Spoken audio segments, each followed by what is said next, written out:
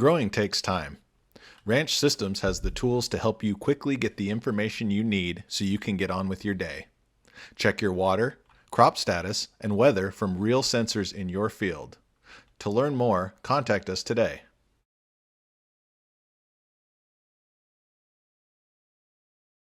Hello, I'm Matthew Malcolm with American Vineyard Magazine, reporting to you from Unified Wine and Grape Symposium here in downtown Sacramento. We've had a great lineup of speakers, including Liz Thach, Master of Wine. You've got a lot on your credentials, so it'd be a long list of things that we could share about you. But wanted to talk specifically about, as we're getting some pressures, from the climate as well as consumers to be more, climate adaptive, climate friendly, as far as growers in the wine industry.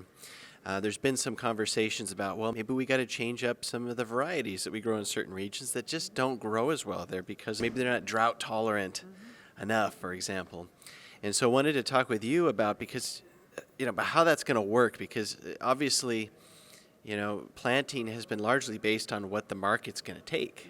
Will the market accept a big change like that? Tell us about some recent studies that you've been collaborating in. Sure. So last year we did a study on taking a look at the consumer market and was there a market for new varietals.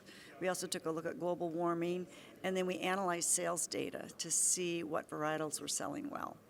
And what we discovered that indeed, especially younger consumers, millennials and Gen Z, are totally open to new varietals.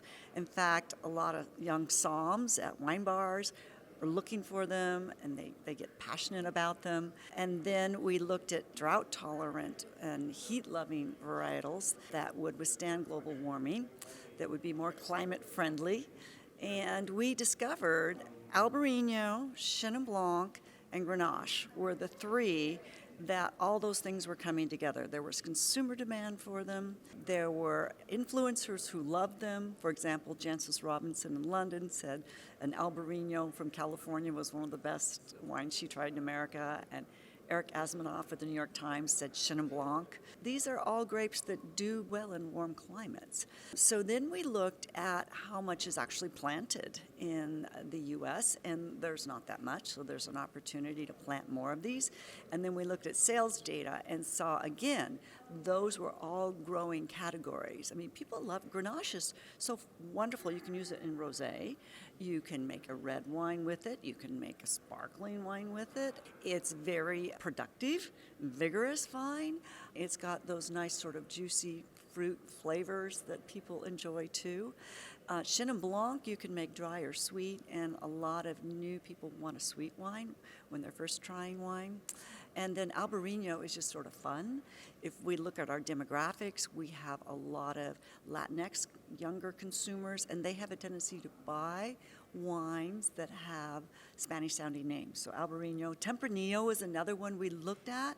We didn't see as much sales growth data as we saw with the other three. So we really thought that those were the three that California Vineyard should actually consider planting more of, because we do believe that there's a market and there could be some excitement. Now, it does call for marketing too, right. Communication. I mean, telling people we're planting these because of global warming, because they are more climate-friendly grapes. I think that's part of that message that has to be said. Yeah, so I mean, maybe that could be the next big buzzword or phrase, climate-friendly wines, yes, right? I think that's a great idea, Matthew. We'll you should go into marketing. Well, Liz, I really appreciate you taking the time. We look forward to seeing how these things get adopted, over as time goes on, because we've had some really drastic climatic events just in the past year that has largely had a huge impact on our crops. So thank you so much for taking the time. Read more about these things in American Vineyard Magazine. I'm Matthew Malcolm, CaliforniaAgNet.com.